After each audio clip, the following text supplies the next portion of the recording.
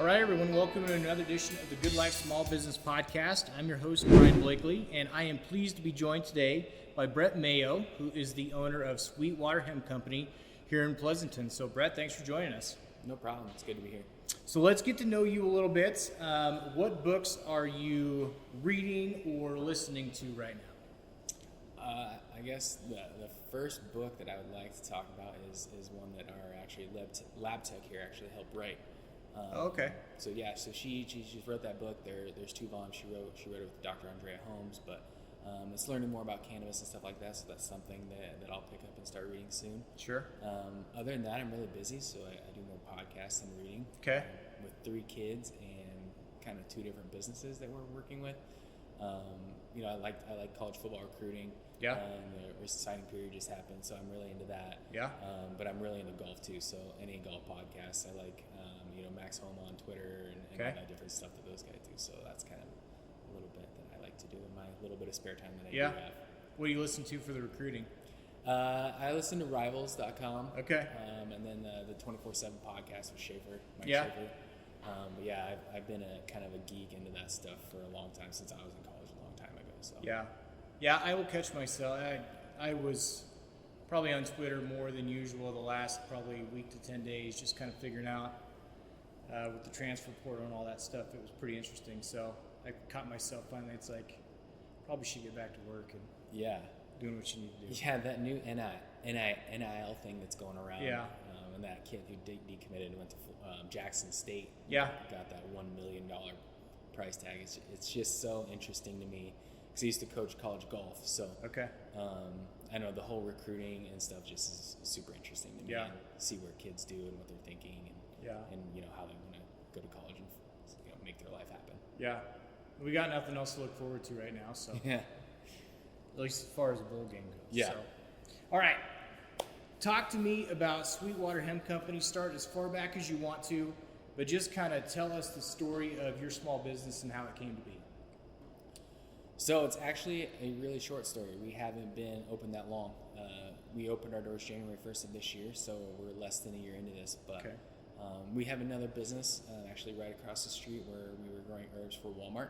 Okay. And we just wanted to expand what we were doing, and we looked at different things, and agriculture is at the base of it, but with my brother-in-law and my wife's family being farmers, but we thought CBD would be a really good thing to go into. Okay. And it's really the future of a lot of different things because you can put CBD in just basically everything. So we did a lot of different things, learning about it, reading about it, figuring out what direction we wanted to go. Another thing is it's me and my wife and my brother-in-law and my father-in-law and my sister-in-law. We're all together in this. I just kind of run the facility here, so just wanted to shout them out. So I'm not the sure. So if you see them, you can definitely ask them questions too. But so it started out, as a small idea, and it just kind of worked in there. We did about 2 years of research on it, trying to get everything put in place and exactly what we wanted to do. But like I said, we really think that this is a really good thing to help, a bunch of different people from kids with ADD to, older men and women that are battling back problems or military coming back with PTSD or really anybody. And we just think it's a really good way that we can help people in our community and, around the world. Sure. So give me, if possible, a dumbed down version of a simple version of what you guys offer to the public and the benefits of CBD. And the reason for that is because I think that there are some stigmas that go along with it that maybe people are afraid to try CBD. Maybe they've been curious but have been afraid to try it. But I guess just give us some knowledge firsthand about the products that you offer. Talk about the process a little bit and just kind of what makes you unique. So I guess the first thing we talk about is the stigma. There's a lot of people that don't know a lot about it, and there's a lot of people that just won't ask questions. We're a very open and transparent company. Everything we do, you can see everything we do from our processing to where we get our hemp, which most of our hemp does come from Nebraska, and we make all of our products in-house. Okay. And we aren't shy about letting people know what we're doing and how we're doing it. it's just something that we're really proud of. And we think as a consumer of the products, whether you're taking it orally or on skin or however way, you deserve to know what's going in your body, and it needs to be the cleanest product possible. Sure. So we kind of settled on our process. So we use ice and water only, and MCT oil to make all of our products, to make our final oil. Okay. Most other companies are going to use harsh solvents, such as CO2, butane, ethanol, a bunch of different ways of doing it. But our way is the cleanest, most effective way to get the most from that hemp product into your system. Okay. As far as the other stigma is, all of our products are full spectrum, so all of our products do contain THC, but THC is a very, very important thing to have within your hemp product. If you don't have THC in it, you're not getting the full plant effect, getting the full spectrum that we offer. Okay. And then the THC is so small that people don't even realize, stuff in Colorado or something that you're buying, it could be 70 to 90% THC, where ours is below 0.3%. Okay. The main reason that THC is important is it really helps all those cannabinoids attach to the receptors in your body. Okay. So it lets it be the most effective it can be. And our process does allow us to keep all of those, including THC and other minor cannabinoids, as well as flavonoids and terpenes as well, which is very, very beneficial for you as an individual. Okay. And what do you see, I guess, your consumers, and I'm sure you have an idea, but what is CBD mainly used for? So that's another hard thing that it's not really regulated, and there haven't been a ton of tests done. What we like to do is we like to use the people that are using our products kind of speak out for us. So we have we have kids coming off of their ADHD medicine, okay, to MS patients, to soldiers with PTSD, to just everyday aches and pains, anxiety, just getting through your day. The main one is probably sleep that we hear. Okay. That's kind of the main reason I wanted to get into this. Is I don't think that people and kids get the correct amount of sleep, and your body can't function to the best of its ability without that sleep. Sure. So for me, that's kind of the biggest one. I actually don't have a problem sleeping, but my wife and I have a son who has a hard time going to sleep some days, okay, and it really helps them get to sleep and then re-energize themselves so they can be, the best they can at being a mom, or being the best they can at school, or anything like that. So. Sure. Cool. That's good. I think that's good for people to know. I think it's good for people to hear, especially, like I said, from the source. And you're in an industry where I think that it's even the benefits, maybe not all of the benefits are known yet. And so you're really, and we talked a little bit before we hit record, you're learning all the time. Like, you're learning the benefits, you're learning how to better your process. It's really, and especially in this area, I think it's fairly new. So I think it's good for people to hear all about that and just what you offer. Yeah. And like I said, we're really transparent and open. If you want to come out and do a tour, if you want to call me, all the business cards I hand out is my personal cell phone number.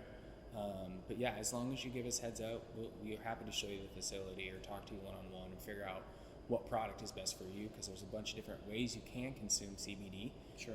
Whether if it's a topical or an edible or an oil or anything like that. So sometimes finding the right product and then getting a little help to figure out what your correct dosage can be, because that's the other thing that's very confusing. So it's a dosage like anything else, like you have on like a kid's Tylenol or something like that. You're Sure. going to have ages or sizes or something like that. Yep. It's not any different for CBD. You got to find the right product and the right dosage to help that individual person out. Absolutely. So talk about it from a business owner side. You said you had been researching and kind of looking at taking on this venture for about 2 years. Talk about that process for you, what you went through as far as the equipment you were looking at, what you wanted your process to be like, how you wanted to run your business. Just kind of talk about that whole process and how this came to be for you. So it really, like I said, a couple years ago we started talking it. Medical marijuana and CBD was really popping up all over the country. It seemed like the new thing to be in. But I think there's a lot of people that were in the business not doing it for the correct kind of end. Sure. We want to be here and we want to help people is number one. But when we were thinking about this, is we thought, what kind of scale do we want to do it to? Who do we want to work with? What equipment do we want? And we did research on all that stuff. And we kind of settled on, we went fairly large scale because we want our process to stand out. Our process is what sets us apart and Sure. for everybody. The other thing is the original plan was to have greenhouses, where we supplied all of our own hemp for our own products. But with COVID hit, people weren't looking to spend as much money, and we thought the extraction was kind of right in the middle of what people needed. There was a lot of growers and a lot of consumers, but not a lot of people doing extraction. Got it. But we went the highest technology we could find. We went up to Canada, found this equipment, and it's been awesome just teaching people about it. And even people within the business are just amazed at what we're doing. So it's really exciting. That's awesome. And I got to tour before we started here, where you make everything in-house and you're making your products. You've got someone here in the lab that is running the tests for you and doing everything. Like, it's all in-house, and you can control and monitor and make sure that the product you're putting out there is exactly what you want it to be. It's huge. Yeah, so we actually got super lucky. Dr. Erin Sutleaf actually came on board she's been on board for about 4 or 5 months now. Okay. She's formulated all of our products. She came with a really great background. She was actually running the testing lab for hemp at Doane University. Okay. Which they lost their funding because they needed a piece of equipment and they couldn't fund it, so they dropped the program. We got lucky enough to get her on board, and she's been a godsend for us. She has formulated all of our products. We also have a testing an HPLC unit on site, so we can test THC and cannabinoids and make sure we're doing everything that we're supposed to be doing and retaining everything we need to make our products great. So, but no, she's been a really big help. And then we've had 2 guys working here pretty much since the beginning. Joaquin's been here since even before the first of the year, helping with the build. Okay. And Wade came on really early this year. So they've all been a really big help. And then, other than that, it's been us wearing a bunch of different hats. Yeah. We're salespeople. We're in the lab. We're helping formulate products. We're doing the extraction. We're even hand delivering most of the stuff in the Tri-Cities, just because I think it's just an easy way to get to know your customers. Sure. Talk to them, get their feedback, and just kind of creating like a personal relationship, which I think is very important to people in Nebraska and people taking CBD products. Yeah. What have been the challenges, besides the obvious, what have been the challenges for you that maybe you didn't foresee starting this business? I guess for me personally, I didn't know as much education for people that would have to go into it, and the kind of stigma to it. I lived in Colorado when medical marijuana passed.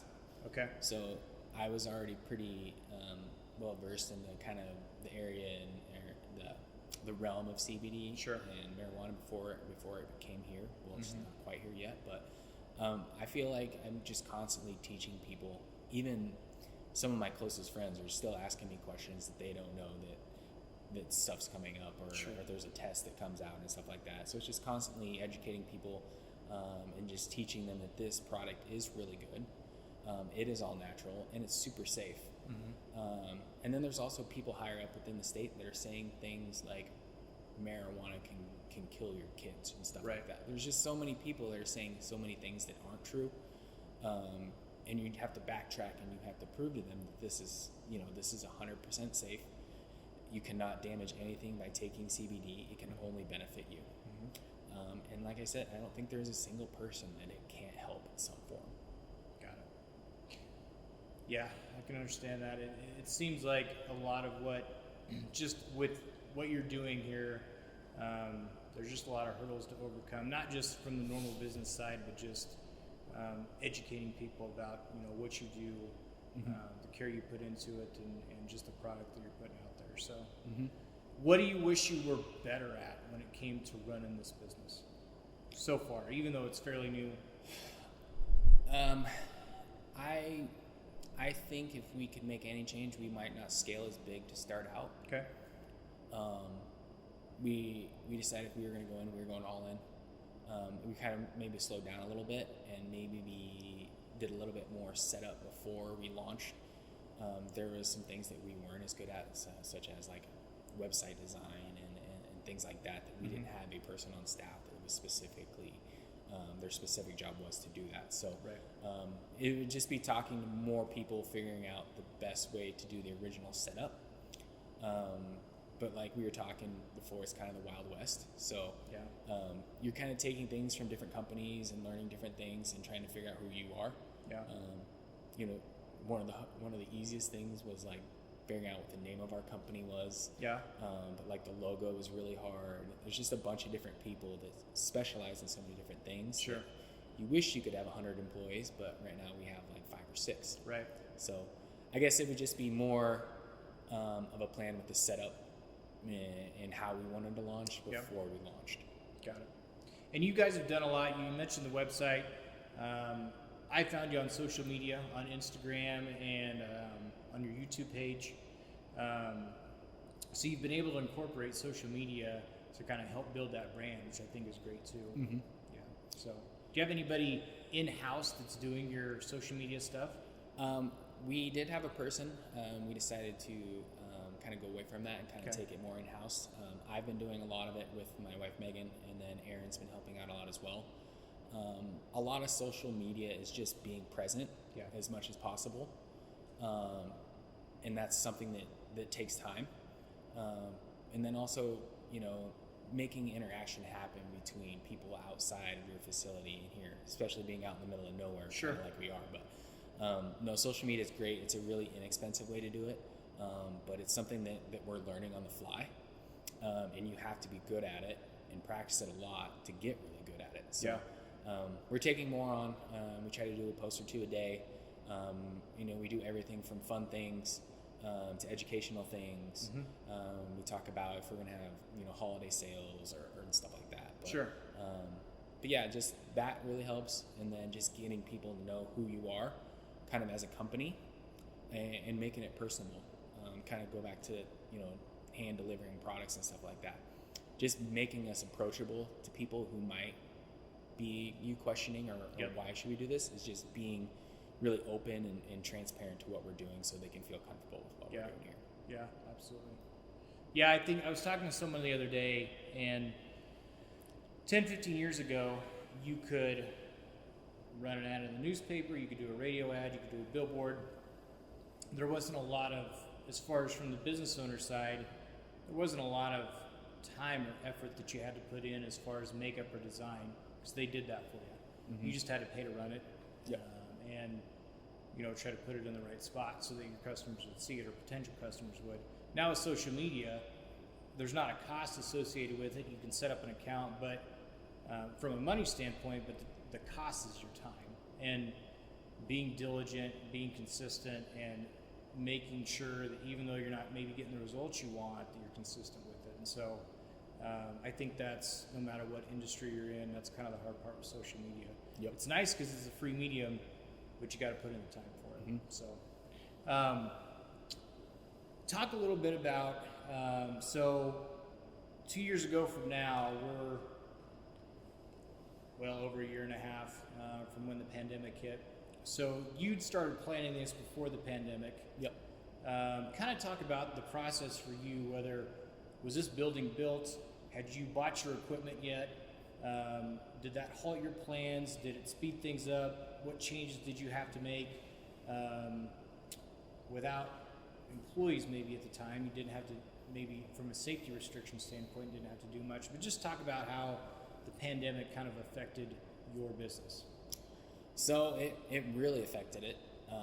We actually were starting up kind of right when it hit. And we actually talked about putting the brakes on the whole thing. You know, we sat down and we decided, you know, if we're going to do it, let's do it. But we did downsize from what we were doing. You know, the original plan was to build a 2-acre greenhouse on it and supply our plants for ourselves. But it got to the point where, us included, we didn't want to put all of our eggs in one basket and invest money in something, and we didn't know what was going to happen in the world at that time. But we decided to move forward with it. But we did went from a growing and extraction to just extraction. as far as through the pandemic, we didn't have a lot of limitations. We were here learning. I guess the only COVID thing that really came up was the guys who came and helped us install our equipment from Canada actually ended up getting COVID. Oh. So our training went from, probably 8 to 10 days down to 2 or 3 days. Okay. So we did lots of WhatsApp and lots of texting and video calls, Google Meets and stuff like that, just to learn everything. But so much of this is trial and error, and our machines, there's none of like them in the entire world right now. So it was trial and error. There is smaller versions of them, but you never know what it's going to do until you get that piece of equipment and start working with it. But was that maybe a benefit in the long run that you had to trial and error things? Yes. I mean, it's definitely slowed us down a little bit, but this is the oldest way of doing it. It's just nobody has scaled it like we do it with the technology that we have. It's just figuring out how to get the most out of that hemp plant as possible. Sure. Being the most efficient you can with it is kind of been the trial and error part, and then running the machine behind us is just creating oils, and what temperature we cook it at, how long do we cook it at, how much do we run the mixer in it. Sure. It's just small things like that. You just fine tune, and you just kind of have to do by trial and error. Got it. Have you, where you've had to partner with different farmers across the state, was there some benefit of that, maybe where you don't have your own greenhouses that you didn't foresee, where you've been able to partner with those farmers to kind of make it a benefit for both? I think it's a huge benefit. We work from people from, over by Fremont all the way out to Ogallala, North Platte area. Okay. Getting to know the farmers and getting to know their practices, and we're helping each other grow. Mm-hmm. I can give them feedback on how their product can be better, and then they can give me feedback because a lot of them are getting their oil back in return, or how they can get the best dollar amount out of their product, or what product is extracted better. So we really help each other. It's a really small kind of group of people. Yeah. But people don't realize in Nebraska we're the largest ice water extraction. We have one of the only companies in the United States that designing equipment to help harvest the hemp.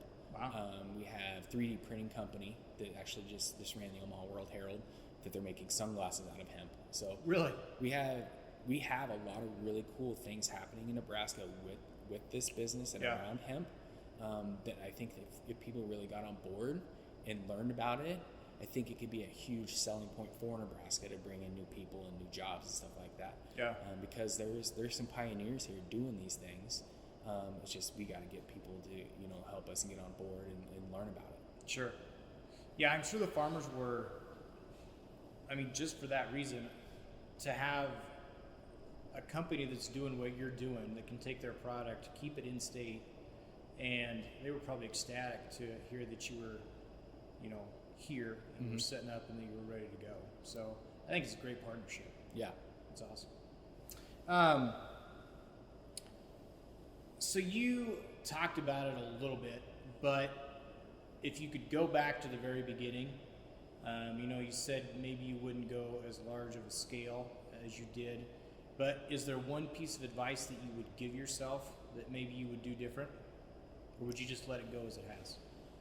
I really don't think that I would do many changes. We have a small business. We knew the amount of hours that was going to get put into it. Yeah. What I would really say is just you remember, why you're doing it. Mm-hmm. My house is right across the street, and we have 3 young kids. Yeah. You still have to set time. You still have to go on date night with your wife. You want to coach your kids' basketball team. Sure. And just do those things and remember why you're doing it. Mm-hmm. Previous jobs that my wife and I had, we were putting a ton of hours on the weekends and stuff like that, and that's why we moved back, because we wanted to raise our family here and be there for their flag football games and their dance recitals and piano and all that stuff. So I just really remember why you're doing it, and the reasons you are doing it, and that really calms your nerves when it does get stressful, because it's going to. Sure. No matter how good you are or how fast it takes off, it is stressful, but just remember why you're doing it. Yeah. Easier said than done sometimes, but Absolutely. It is good to remember why you're doing it. Yeah, especially if you're the in-law in a family business. Yeah, I'm sure that has its own unique set of challenges. Yep. So, so what advice would you give to someone who came to you and said, "Hey, I'm thinking about starting a small business, no matter what it is"? What's one piece of advice you would give them as they're getting started? If you're going the investor route or you're doing it yourself, make sure that you have your finances set up. And if you do have investors, find somebody really, really good to work with. Yeah. And have a really, really good lines of communication between everybody that's invested or has something on the line with that. Communication is key in any business. Yeah. Whether if it's you yourself, just communicating with yourself. Yeah. Or communicating with an investor, or like in my situation, my wife or my brother-in-law. It's just communication is the utmost important thing, because if communication breaks down, things fall through the cracks. That's when problems happen, whether it's financially or however you want to do it. But communication's really key in knowing who you're going to business with and having a very good relationship prior. Yeah. Because it is going to put strain. But you gotta, like I said, know why you're doing it, and surround yourself with the people that you want to do it with. Yeah. Have your roles changed? You've got the family dynamic you've got to deal with, let alone the business side of it. Talk about the challenges there, just the fact that you're family, but have the roles changed within the business at all? Has it been hard sometimes to keep business and family separate? I mean, I know you're working with your wife, but you're also working with your in-laws. So just, I think there's a lot of family businesses out there that's a whole different dynamic. Yep. I don't necessarily have to deal with that, but I think that there's a lot of people that can learn and get advice from just that whole aspect of being a business owner. I think the biggest thing is you have to separate work and family. When we go home, we try not to talk about work. Yeah. When we're there, it's about us and our kids, and the 100 million things that we're doing, and we try not to involve work. Sometimes it's impossible, and you're going to have to do it. But really separating that, even I see my brother-in-law and my father-in-law all the time. So, yeah. And when we have Christmas or Easter or whatever, we focus on what's important at that point, mm-hmm. and try not to talk about work. So really separating that, and you're gonna get into arguments every now and then. Yeah. But like I said, as long as you're in it for the right reasons with the right people, it all takes care of itself. Yeah. Well, and like you said, your house is right across the road. I mean, I think with small business owners, that's part of it, is your brain never stops. You're always thinking about your business, but you go into the kitchen probably and you can look out the window and there's the building right there. Yep. Like, it's always in front of you. Yep. So. Yeah, I mean, the commute's nice, but if your phone rings, you're the one that's taking care of it. Yeah. We're all really close, and we kind of divvy up the jobs, Yeah. We have our other business, and then he has the farm, so we're all kind of running, and I call it putting out fires. Yeah. Putting out fires everywhere. Yeah. But yeah, we bounce back and forth all the time to all the different facilities. So, one, it's never the same day to day, which is exciting, but it's also not the same every day. So mm-hmm. you constantly have new problems popping up all the time. Right. Yeah. Absolutely. So tell us where we can learn more about Sweetwater Hemp Company. Social, website, phone number. Give us all that info.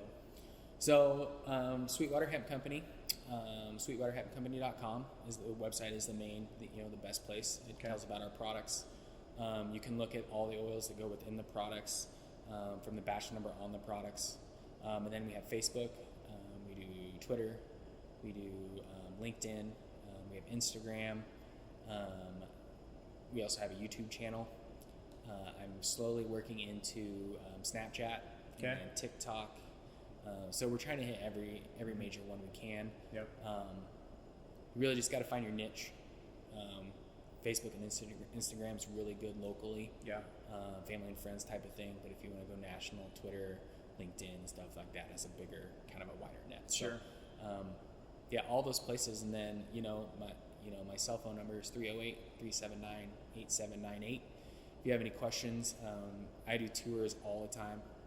As long as you give me a little heads up, just don't show up. But if you could give me a heads up, my email is brett@sweetwaterhempcompany.com. Okay. As long as we, I've done anything from a couple couples up to, groups of 40, 50 people. So, but we're really transparent. Talk Just about, come on out. not to interrupt you, but talk about, you were talking about the QR code on the bottles, or the packaging.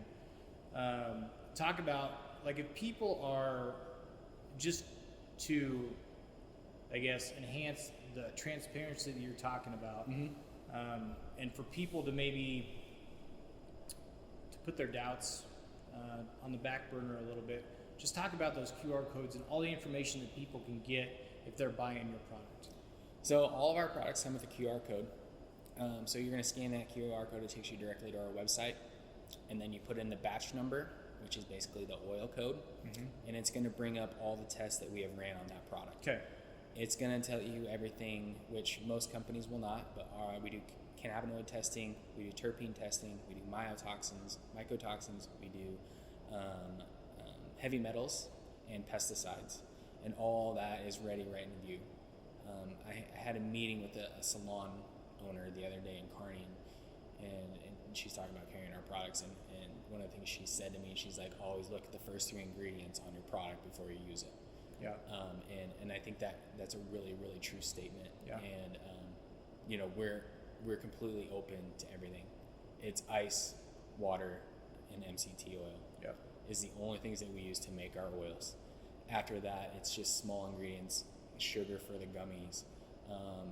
We might, in our topicals, we have a topical that kind of mimics icy hot, so it has that kind of smell and feel to it. Okay. So it's just smaller ingredients added to that base, which is that oil, which is completely clean, solventless. Pesticides are at a minimum, if not completely gone. Mycotoxins, minimum, almost completely gone. But yeah, it's super clean, super safe, and do your homework. If you do your homework and compare us to other people, you'll see the testing and it will stand out. You'll see our tour video on our YouTube channel. We're really open to showing you who we are, so we can have like a personal relationship, and you can feel 100% happy with what you're getting. And if you're not, call us and we'll figure out what's going to work for you. Absolutely. Brett, thanks a ton. It was a pleasure to come out here to get to know you better, tour the facility, and just to get to know more. And so, if you have any questions, look them up on the website, social, call Brett, ask questions, because, I think the level of transparency that you guys offer, just for people that may not know, I think is huge. And wish you guys nothing but the best, and thanks so much. Yeah, thanks for having me.